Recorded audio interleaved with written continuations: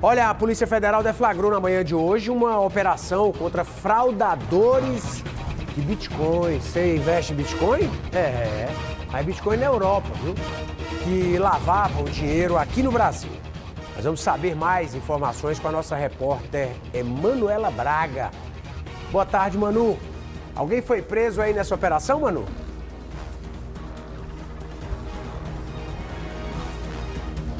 Não, Márcio. Boa tarde para você, boa tarde a todos que estão nos assistindo. Foram dados cumprimentos a mandados de busca e apreensão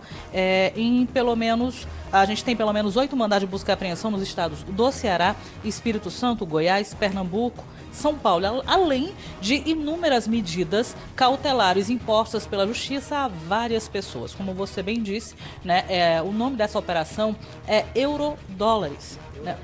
Eurocops, né?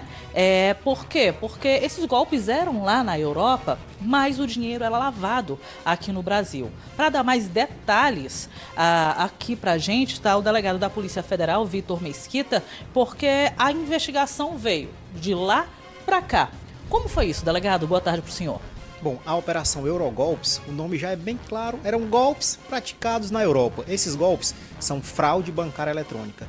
Esse trabalho hoje é fruto da cooperação policial internacional, que aconteceu na Europol, que é uma entidade que reúne polícias da Europa e alguns convidados, como nós da Polícia Federal no Brasil, temos assento na Europol. Eles nos comunicaram que brasileiros estavam cometendo essas fraudes lá em Portugal e também na Espanha. E a gente analisou que esses grupos de Portugal e Espanha provavelmente eram o mesmo grupo e estavam lavando dinheiro no Brasil. Nós analisamos todos os documentos, resolvemos fazer esses pedidos, que hoje nós estamos aí na rua dando cumprimento, né? Como você bem falou, apesar de serem 8 mandados de busca e apreensão, as medidas que nós solicitamos são muito mais do que essas 8, são muito mais de 20 investigados. Porém, podem ser pessoas que têm seus nomes utilizados.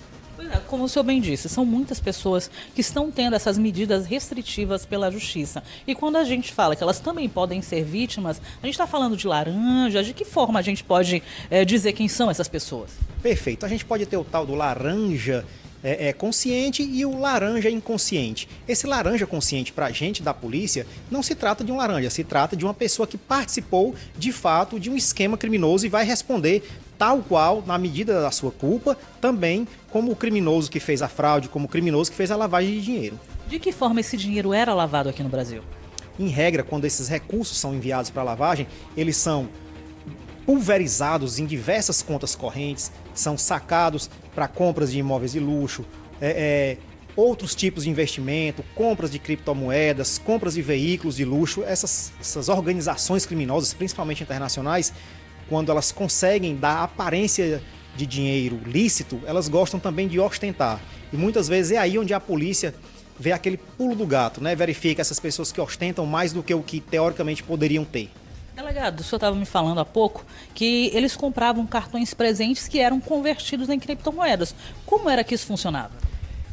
Esse esquema, né, podemos dizer assim, esse esquema criminoso que aconteceu na Espanha, eles pegavam um cartão presente que chamava Bitnovo e eles faziam compras desses cartões e que simplesmente você raspa e ele te dá um número de uma carteira e aquela carteira você pode converter em criptomoedas, né? Você pode colocar criptomoedas naquela carteira. E eles faziam isso provavelmente, né, para dificultar o rastreio desses recursos. Mas a nossa investigação já demonstrou que inclusive esses golpes de comprar esses cartões para transformar em criptomoeda já era para lavar o dinheiro fraudado também em Portugal e posteriormente encaminhar para o Brasil por meio de criptomoedas e fazer os saques no Brasil. Delegado, em tese, em quais crimes essas pessoas podem estar recorrendo?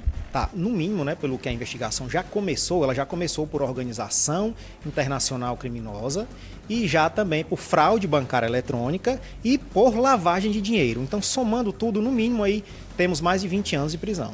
Ou seja, as investigações, pelo jeito, aqui estão só começando. As investigações estão só começando, inclusive para definir de fato qual o escopo da investigação.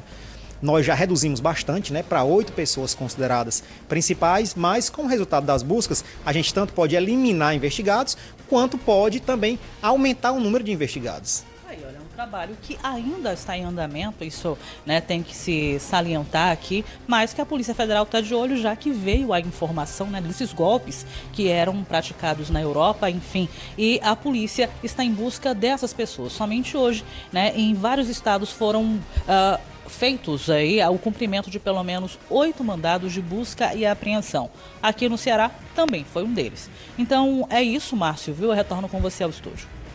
Ok, Manu, parabeniza aí o delegado e toda a equipe aí. A gente deseja sucesso aí. Tá só começando essa investigação aí, importantíssima, né? Você compreendeu como é a história, né? Era uma investigação feita na Europa e aí comunicou à Polícia Federal, pediram lá mandados de busca e apreensão e a partir de agora, com o que eles conseguiram ali, né, alcançar nessa operação, começa uma verdadeira investigação, podendo separar o joio do trigo, dizer, ó, tem gente aqui que recebeu dinheiro de investimento, mas não tinha como saber que esse dinheiro era ilícito ou não. Tem gente aqui que sabia mesmo, e aí o pau canta em cima desse grupo aí, né? Então tá aí, Polícia Federal realizando esse trabalho aí extremamente sofisticado, né? O